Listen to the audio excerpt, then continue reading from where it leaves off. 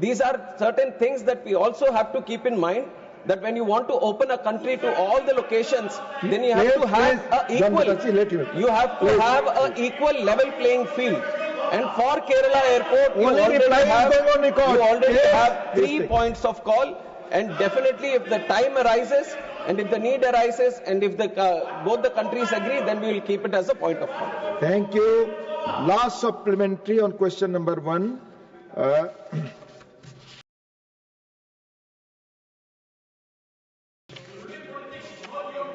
माननीय धर्मशिला गुप्ता जी। आपका आभार आदरणीय उपाध्यक्ष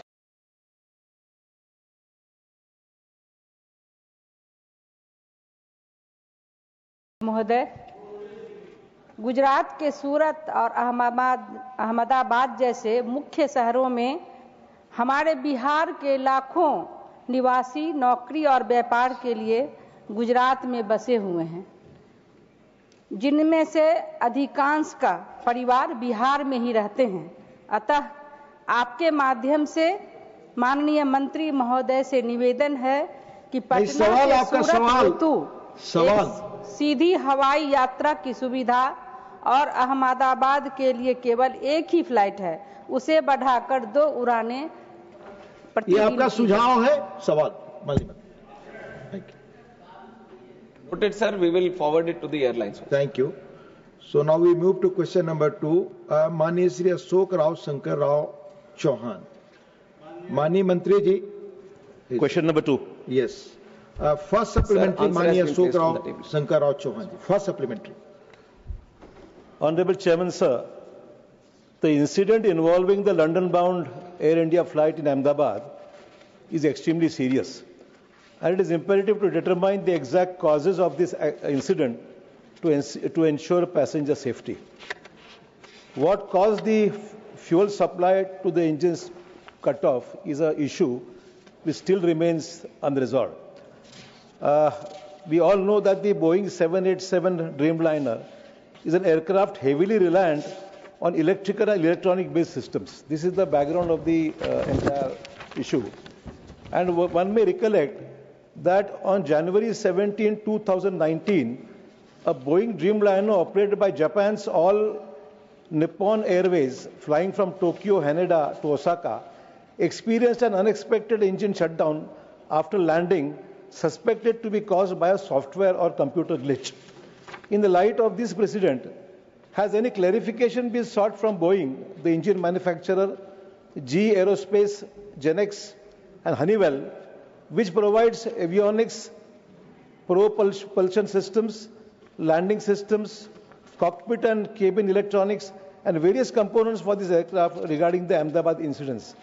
And also, we understand that, that a number of airlines world over have grounded their Boeing 787 Dreamliner fleets after the Ahmedabad air crash.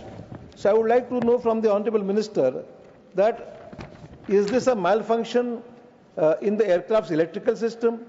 Could the same issue that caused the electrical failure system also have led to the interruption of the fuel supply to the engines? So all these issues come to the fore. And going by the conversation which was recorded in the cockpit voice recorder, the fuel supplies to the engines was cut off. The recorded conversation indicated that neither the captain nor the co-pilot manually cut off the fuel switch. This raises a significant question. So we would like to know from the Honorable Minister that going by the preliminary report which has just been received, what is the cause of this shutdown of both the engines? Was it electrical failure or electronic failure? Or what are the preliminary findings which would lead us to know the exact causes of these incidents? Thank you. Chairman, sir, the honourable member has asked a very serious and very comprehensive question regarding the incident that has happened in Ahmedabad. Sir, I would like to start by answering that the investigation process, which is according to the international protocol, the norms which were set by International Civil Aviation Organization, where the state of operation should have their investigation body, and we have our own investigation body, which is the Aircraft Accident Investigation Bureau, which got into the investigation process right after the incident with the subject experts into the site, and they have started their process according to the international protocol, and they have involved subject matter experts, all the international necessary people who are supposed to be participating in the investigation, and they have gone through the first set of investigation process, and they have given us the preliminary report. And if you look at the preliminary reports, sir, AIB, as for the first time, so whenever these incidents happen, and if the black box gets damaged, black box is the flight data recorder, which has all the necessary information which gets recorded. And whenever there is a slight damage that happens, it was always, it came to that point, sir, where we were sending the black box outside to the original equipment manufacturer and getting it decoded from that state of manufacture only. And it was for the first time that as a country, India took a stand that the black box which was achieved, even if it was further future action on, it can be the Boeing 787 or the series or the fuel switches and many things which have come under question, or the avionics which you have also mentioned in your question. To have a definitive answer and a definitive future correction measures, we have to look at the final report, sir. And I can say this to the House and through you to the people of this country also, that the AIB has a very definitive, thorough, rule-based process. They are very transparently looking into the process right now, and they are totally unbiased. This also I can say that the AIB is totally unbiased and looking into the facts. Now there can be many questions also. I have seen multiple articles myself. I have seen multiple articles not only by the Indian media but also the Western media trying to promote their own narrative, their own viewpoint, their own kind of consideration. But I have to tell you that the way we are seeing the investigation is through the facts. We want to stand by the truth, not what is happening with the pilots or not what is happening with the Boeing or not what is happening with the Air India or any other stakeholder which is this. We want to stand by the truth. We want to find out what exactly happened, and that is only going to be coming out once the final report has been placed. So we have to respect the process of investigation, and once that process of investigation has happened, then we can talk about what happened and how it happened, and then the corrective measures.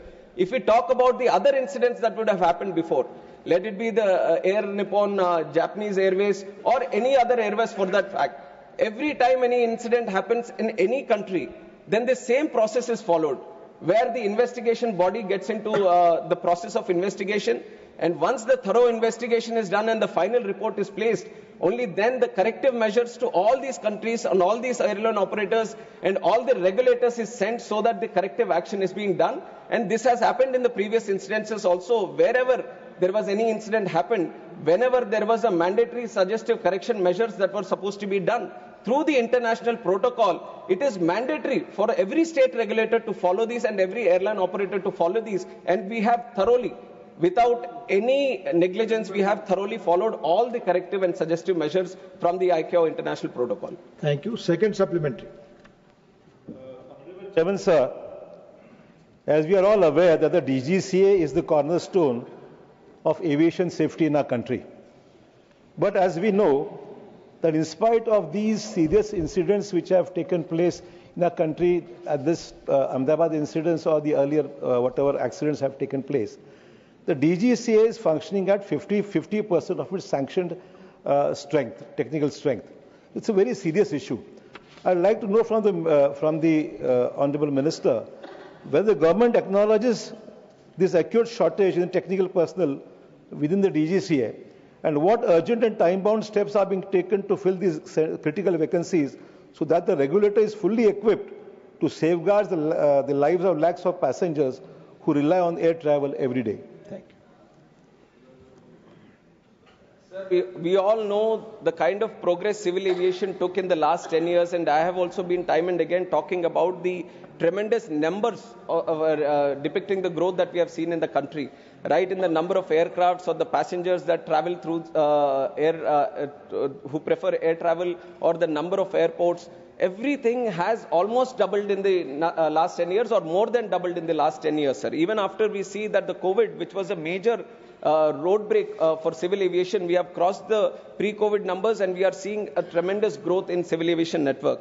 And this is why we from the ministry also recommended that we need to create more posts in this DGCA, so that the surveillance or the safety or the security of civil aviation is very much intact with the tremendous robust growth that we are seeing.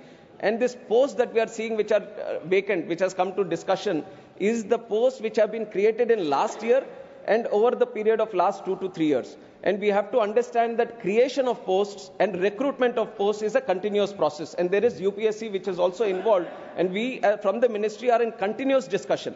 And last year itself, we have recruited 103 posts, which in the history of DGCA was the highest number of posts which was recruited. And this year we have planned to recruit 190, where UPSC also has come forward. And by October, end of October, we are going to recruit 190 posts for this DGCA. And the other thing, which is more practical that I want to tell the House, is that these are very niche and technical posts. It's not like we have a huge pool. This is a limited pool of subject matter experts, let it be the engineers or the pilots or medical experts, aviation related experts. This is a very specific pool of people that we are trying to pick up from. And it is a very tough process of picking up the right people, because these are going to be the regulators, these are going to be the inspectors, these are going to take care of the safety. So the recruitment process is also a very rigorous process, and we are doing our, we have taken notice of this thing also, and it has been continuing process, and we are putting more pressure so that the timelines for the recruitment also come down, and very soon we are in the process of achieving 90% of these vacancies also to be recruited. Thank you. Third supplementary, Manisri R. Girirajan. Thank you, sir.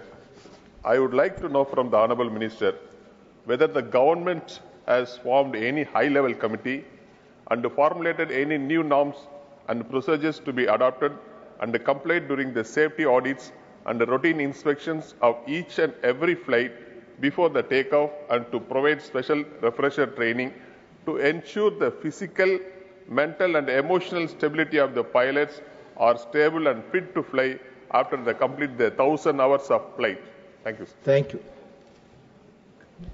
Sir, like I said, after the incident itself, aircraft investigation bureau, they are running the investigative process into finding out how and why the incident happened. And on the other side, overlooking in a holistic approach on the safety measures and what can be done further. Because not only within the country, we are also trying to study other countries across the world where there might be better safety measures in their own countries. So we have also formed a high-level committee under the chairmanship of Home Secretary, and all important people from the aviation are also participating in it. And they are calling people from multiple sectors who are necessary to give more suggestions regarding this. And it is an ongoing process, sir. It was formed right after the incident, and it has got a timeline of 3 months so that they can have multiple meetings within this. And the question which has been put up by the honorable member is also discussed within that committee. And we are all hoping that they come up with some good measures. We already have very robust safety mechanism in the country. We all have to be aware of this process, that it is not that something extravagant or something outside the box is required for the country. We have a very good safety mechanism. Today, if you look at the numbers, today domestically there are 2,909 departures that are happening in the country. 2,909. And internationally, if you look, 624. So overall, the number of departures that are happening every day from the country, 3,500. And around 5 lakh passengers are traveling every day by air. Even today, these are numbers that I have taken from today. So 5 lakh passengers are traveling safely every day. 3,500 flights are taking off every day from the country. So we have a very good process, but we are not stopping there. We want things to be brought down to zero in terms of incidents or anything. That is the process that we have. That is the integrity that we have, and that is the target that we have. So we are being more open now to the suggestions that are coming into our side, and we are looking at the international process also, and some of the countries where they feel, because ICAO, which is the International Civil Aviation Organization, always has a third eye on all the countries which are running operations, which are having these civil aviation networks, because civil aviation is not a thing where it is just within the country. It is not limited within the country. There are airlines from our country which are registered in India going into other countries and picking up and traveling passengers of other countries also. And likewise, other countries, airlines are coming into our country and they are picking up our passengers. So this is a global thing. And all the countries which are having these civil aviation departments or ministries or sectors, they all have to comply with the Civil Aviation Organization, International Civil Aviation Organization protocols. And we have been very committed to maintain those protocols. And we have a very effective score of 85 in the International Civil Aviation Organization safety score.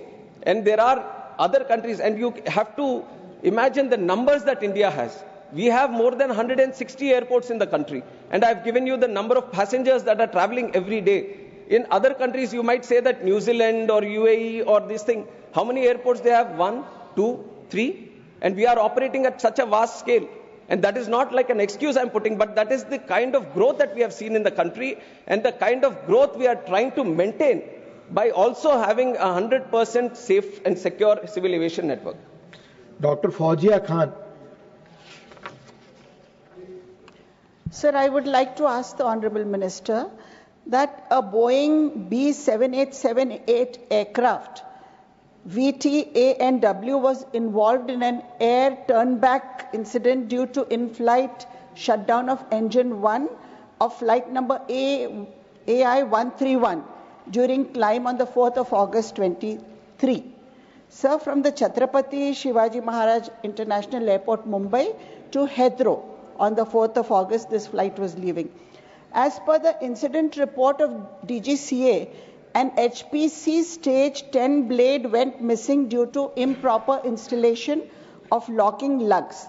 That made dust accumulate in the left-hand engine, leading to the engine's surge and subsequent engine shutdown. Sir, an RTI... Be brief. That's brief only.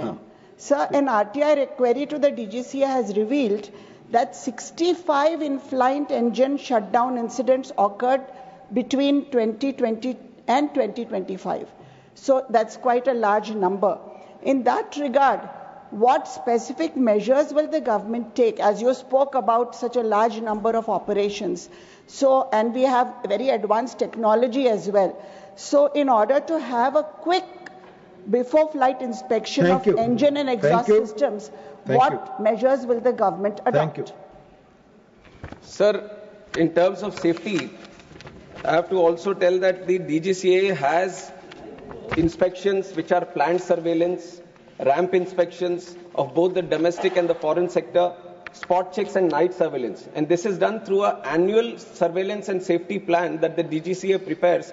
And based on the regular checking that happens, they have a overlooking safety audit also that is happening all over the country. And they keep monitoring each and every plane. They keep monitoring each and every airport and all the safety measures that are being listed. And everything is very thoroughly monitored.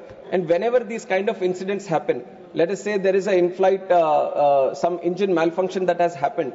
And these, you have pointed out to one specific aircraft where there seems to be one specific issue.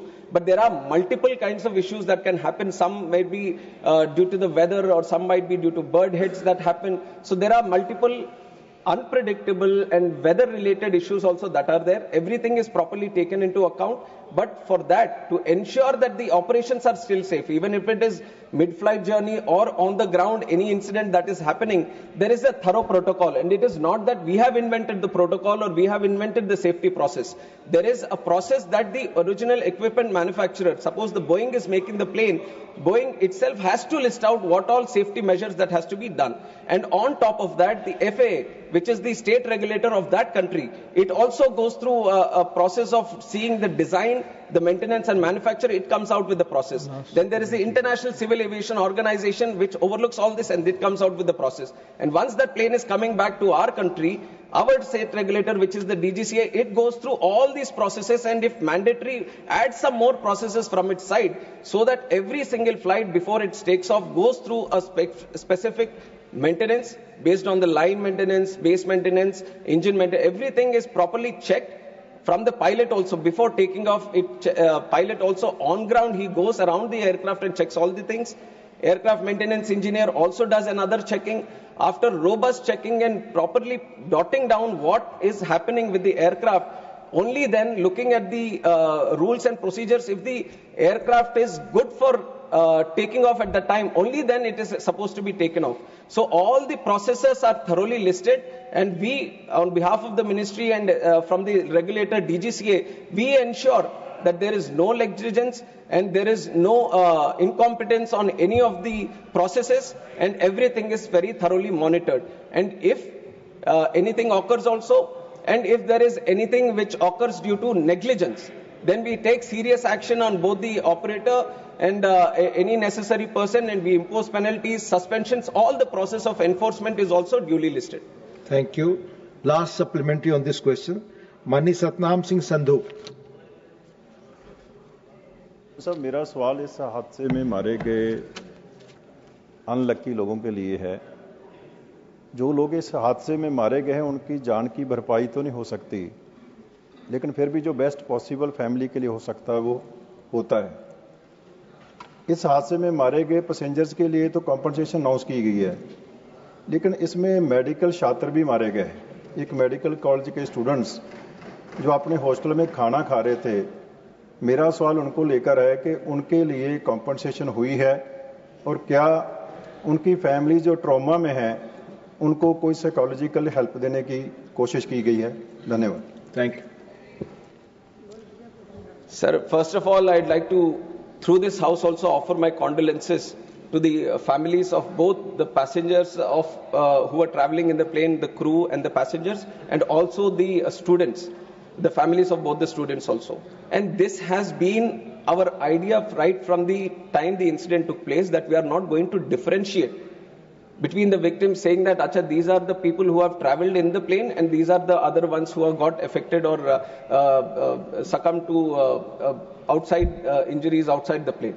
And all the support that is being extended to the victims of the families inside the plane, the same assistance is being extended to all the families of the people, students who have died outside also, sir. And the compensation also equally, they have also been taken into account and they are being provided the compensation and the necessary support for the future also.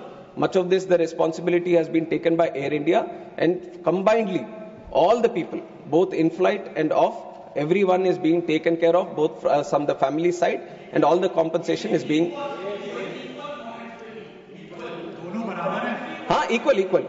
equal. And this, not only in terms of compensation definitely equal, but in terms of assistance also that we are trying to provide from the government side, there is no difference. We are keeping, both are being taken into account in the same process. Question number 3, Srimati Rekha Sharma ji. माननीय मंत्री जी, पहला supplementary.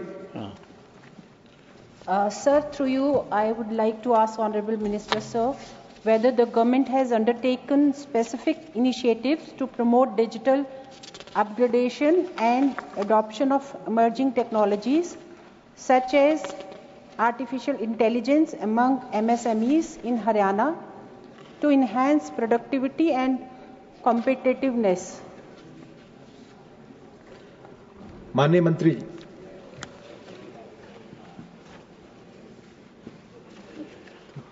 सभापति महोदय, मूल रूप में हरियाणा का जहाँ तक सवाल है, उसमें हम लोगों ने ये जो AI इंटेलिजेंस जो है उसके तहत हम लोग जो काम किया है हरियाणा में, वो इस प्रकार है और कई एक तरह से हम लोग उसको फैसिलिटेट किया है।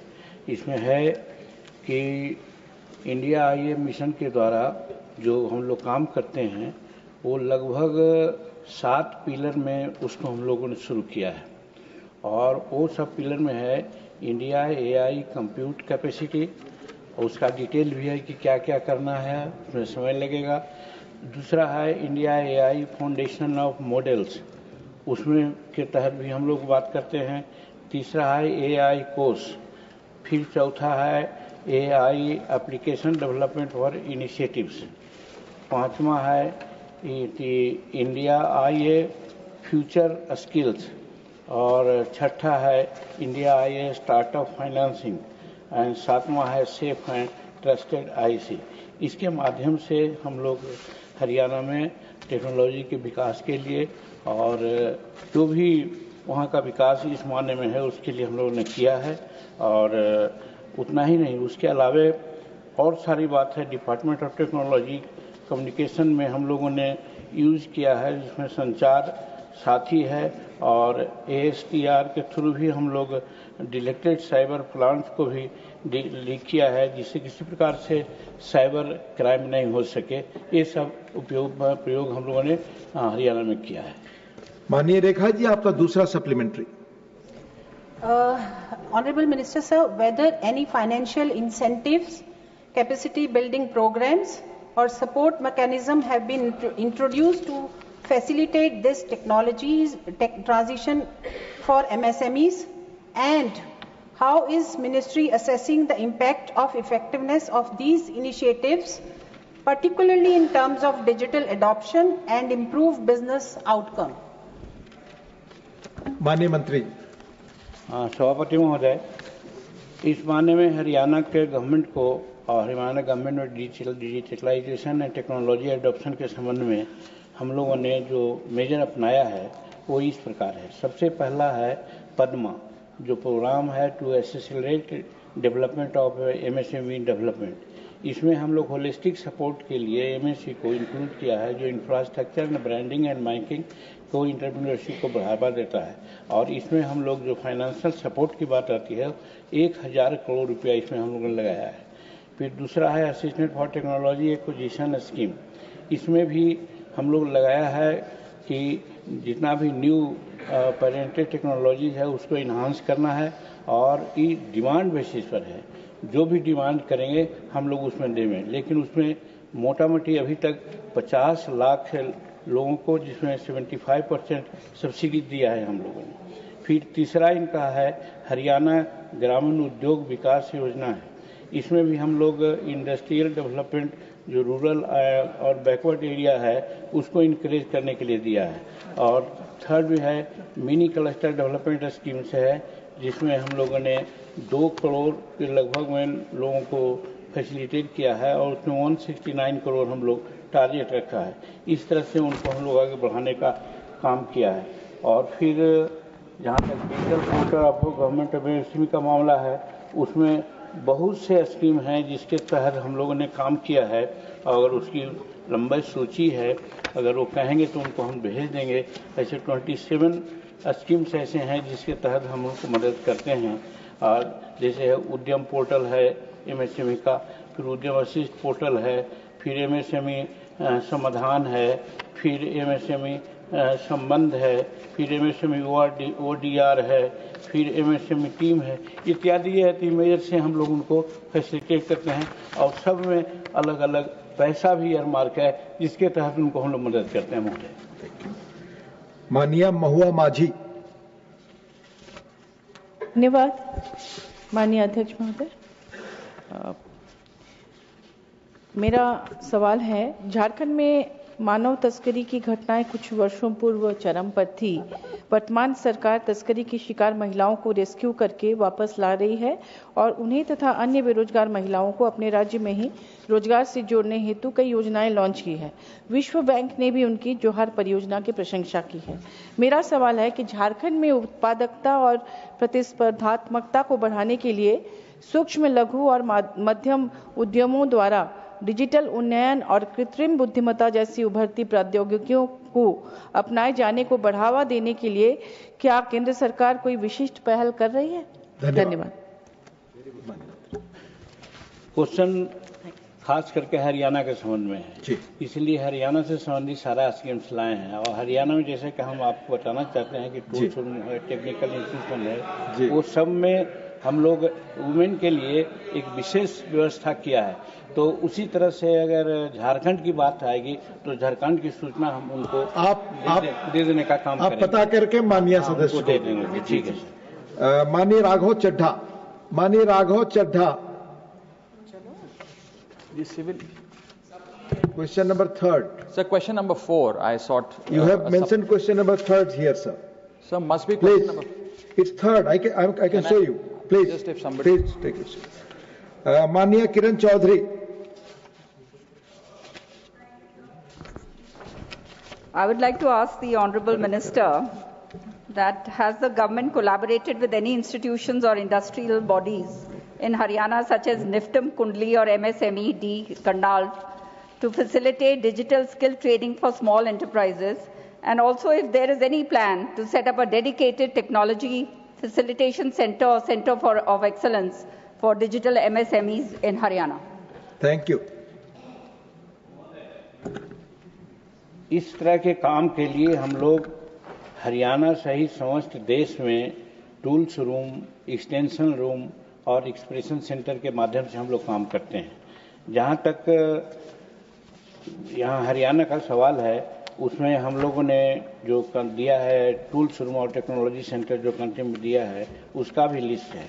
जैसे Indo German tools room Aurangabad Maharashtra में है, institute of design and electrical measuring instrument है।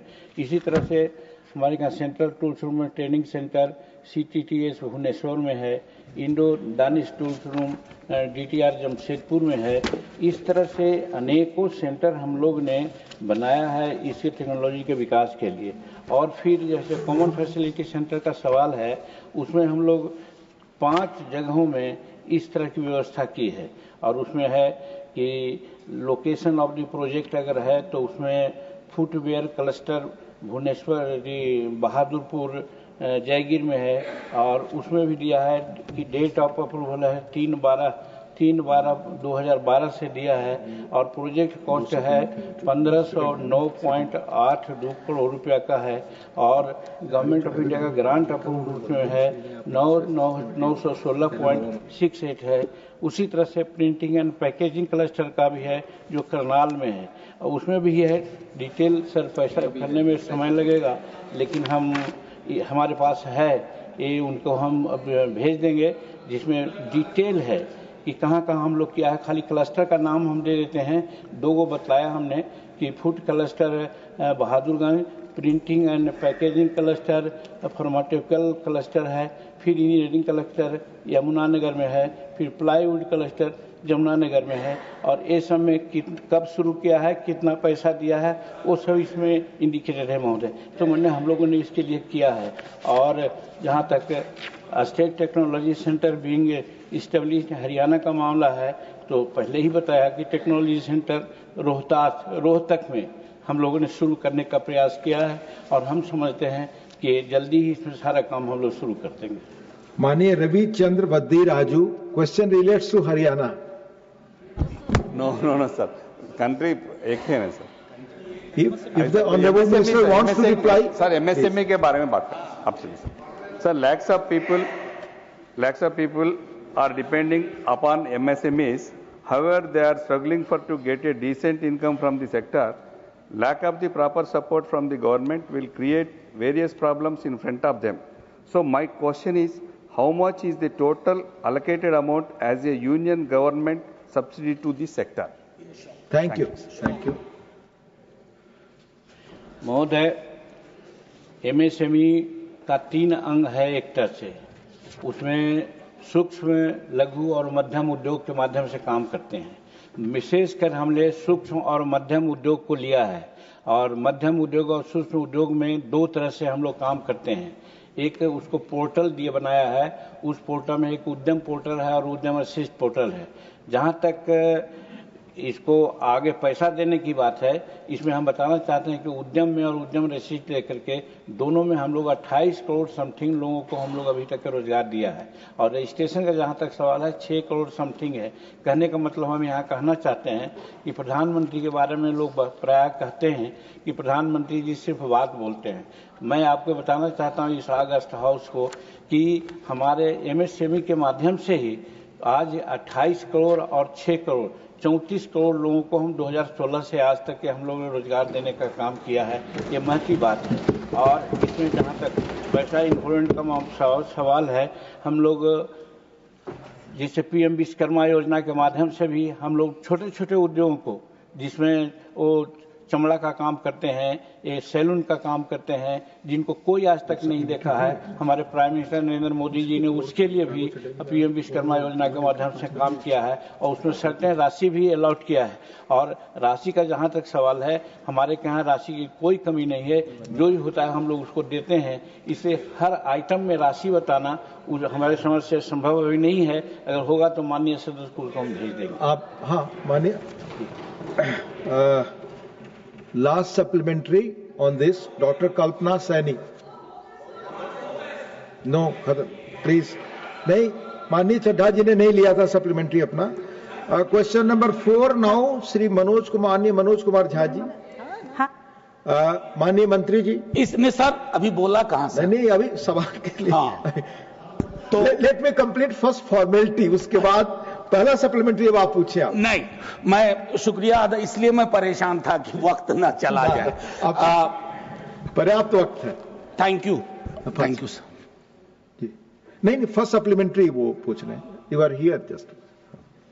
माननीय उपसभापति जी, आपके माध्यम से माननीय मंत्री जी, अभी आज मैं देख रहा था कि इस विषय पर तमाम सदस्यों ने अपनी चिंता व्यक्त की है और वो देश की सामूहिक चिंता है।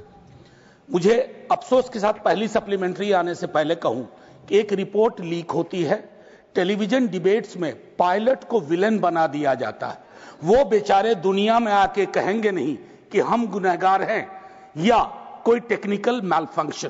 खैर, मेरा पहला है कि जब FAA की federal US federal aviation administration की 2018 और यूके की सिविल एविएशन अथॉरिटी ने ये सारे एडवाइजरी पहले जारी की थे फ्यूल स्विच सिस्टम के लिए। अभी हाल में आपने खास करके बोइंग 737 और 787 एयरक्राफ्ट के लिए मैंडेटरी किया है कि आप उसकी ऑडिट करिए, उसकी सेफ्टी सिक्योरिटी मैकेनिज्म को चेक कीजिए। My question is, you had this input in 2018, since 2018, in 2024, why does it take a crash of this nature to do what should have been done in a routine way? Thank you. Sir, your question also has the answer. In a routine way, all these checks are already done. When there is a directive that is issued, then there is a special check that is done. But in terms of all the equipment that is there, according to the protocol that is listed, all the checks are thoroughly done. It is not that only when they say that this has to be checked, there is a special check that is done. All the fuel switches, all the cockpit, all the tires, everything get checked very robustly, very regularly. That is why we have a very tough process. But taking an advance like you said, we wanted to be more thorough. All checking has been duly happening from that time. And what you have mentioned, what the FAA has done also, there are two types of directives. That is, one is the AD, which is the Airworthiness Directive, which is a mandatory that all the other state regulators, they all follow. But what you have mentioned right now is a special airworthiness information bulletin, which is not a mandatory thing. Like you said, if necessary, then the state regulator can do it. But at that point of time, the regulator also took a call that this is not a mandatory thing, and we, on our process of ensuring safety, we have a very good, robust process. So there is not a special check that is required because it was not a mandatory thing that was advised. But after the report has come, we have taken that also into cognizance to ensure that there is further, because like you said, these reports that have come. But I can show you 150 reports where every possible angle that the report can be, everything is already listed. कोई भी अगर report आ जाता तो आप बोल सकते थे कि ये तो पहले ही आ चुका है. So they have written every possible angle, right from the Western media to everyone. So that you can't just point out to one, say that this has been leaked. Because all the reports, I have 10 different angles which are written, which are now not coming out, not being discussed, because they are not touching this topic. But had it touched another topic, another report would have come ki isne already ye likha hai.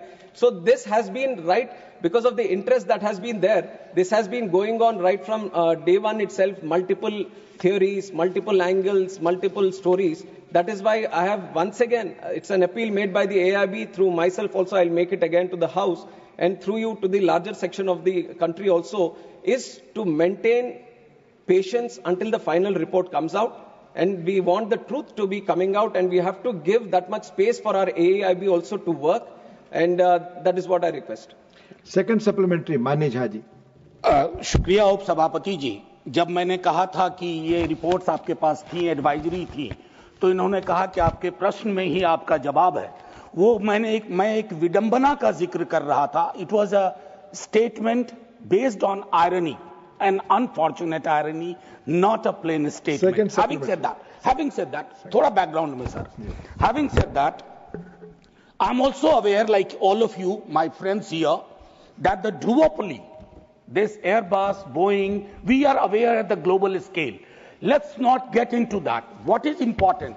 The in-house mechanism, nearly 50% of sanction posts in DGCA are vacant. Doesn't it affect DGCA's capacity? Particularly, I repeat, particularly when during the search, during the investigation, many newspapers reported this, that why such anomalies, ऐसी विसंगतियां तब क्यों बाहर आती हैं जब एक बड़ा हादसा गुजरता है, हादसा हो बैठता है और फिर उसके बाद हम जागने की कोशिश करते हैं.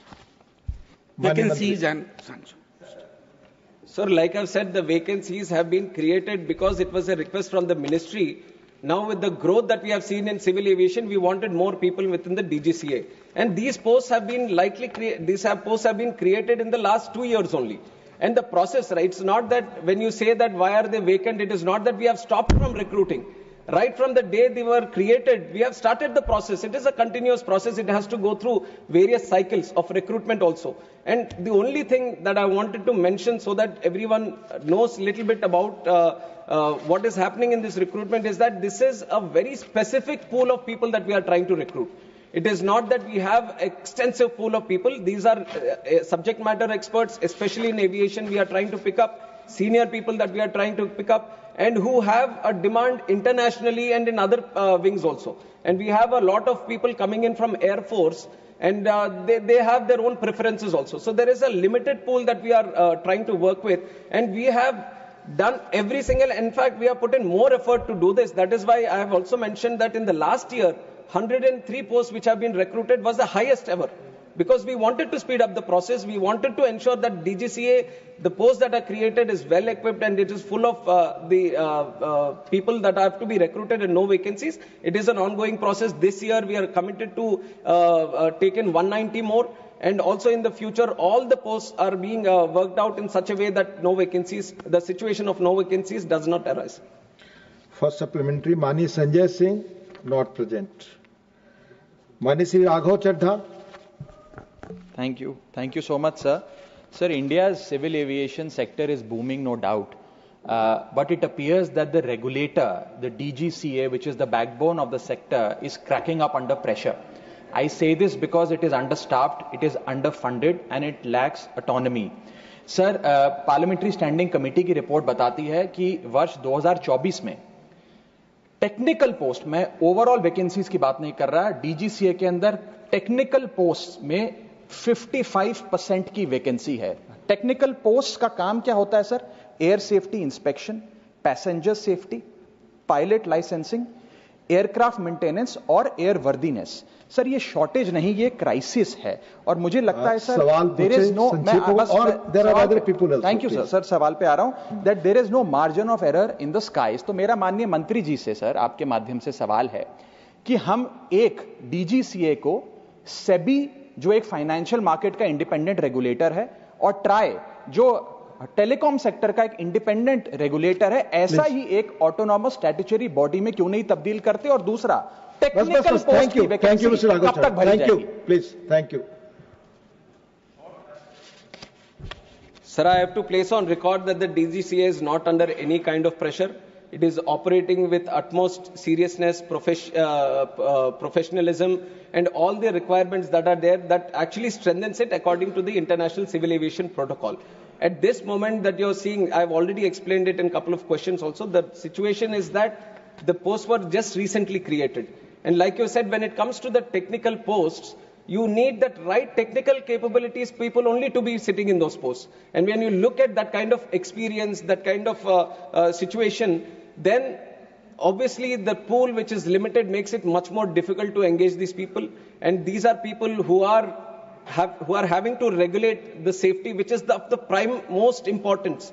The whole fundamental pillar for the growth of our civil aviation sector has been the safety and security of the people and the operations. So keeping that intact, the process itself has so much technical this thing that it gets little difficult, but we have been trying with the UPSC and other people also to engage the right people so that the timelines which takes for it to engage these people gets reduced. And Honorable Member has also talked about the budget. We have seen in the last 1 year also the 10% increase in the budget is there, and accordingly, whenever required, definitely your suggestions have been noted, and whatever best can be done to assist DGCA to be more powerful and more engaging in terms of ensuring the safety, we will be doing it from our side. Mania Priyanka ji. Thank you so much, Honorable Chairman, sir. Sir, there comes a moment in time, when we keep our politics aside, and this particular air crash gave us that moment for even civil aviation to understand the challenges and the loopholes that exist. Sir, my question is very specific, which I've written to the Honorable Minister about. That he told us to be patient with the final report. We were absolutely patient with the interim report too. But why is it that the report was released to the Indian people at 2 a.m. in the morning and there was no briefing done with regards to the AAIB report? Sir, just 1 second, a question related to the same thing. Pilots have raised their concern that there is no aviation expert who is sitting on that AAIB panel. Why is that so? If Honorable Minister could address that, I'd be grateful. Thank you. Thank you so much. Sir, I'll address the second part first, where it says that no aviation experts have been there. It is not true. There are two subject matter experts in terms of pilots who have been engaged within the investigation team. And likewise, other engineers and all from the industry also have been engaged. And International Civil Aviation Organization observer also from the UN, where a lot of articles were there that he was rejected and all. So baseless articles have come up at the time, but everyone who was supposed to be in the investigation team, they have all been there. In fact, pilots have also been there. So that addresses the second part. And also regarding the report releasing, it was entirely up to the AIB. It was up to the AIB to finish the report and to release the report. And it's not that when they finished, then they uploaded it. It is according to their this thing. I don't think there was very specific reason of why it has been released in the night or in the morning. It was the report which was supposed to be released, and it was released at that time. Dr. John Brittas. Specific shortage of time. So after the Kozhikode air crash, the Aircraft Accident Investigation Bureau, AIB, has set up a flight data recorder and cockpit voice recorder lab, incurring a cost of 879 lakhs. Is it a fact that the investigation, even after that, the investigation is being conducted by AIB lab, or has the Indian government sought any assistance from a foreign country? Thank you, Manya Mantri. Sir, I have mentioned in the answer of the first question that this is the first time the FDR, the CVR has been decoded in the country. And how we have done it and why we are saying that we have done it is exactly because we have started the lab which could be able to do it here in India itself. And the money which was there has been put in to establish this lab. It's now, and because of the lab itself, we were able to do it in the country. The House stands in-house, the House stands adjourned to meet at 2 p.m. Lunch.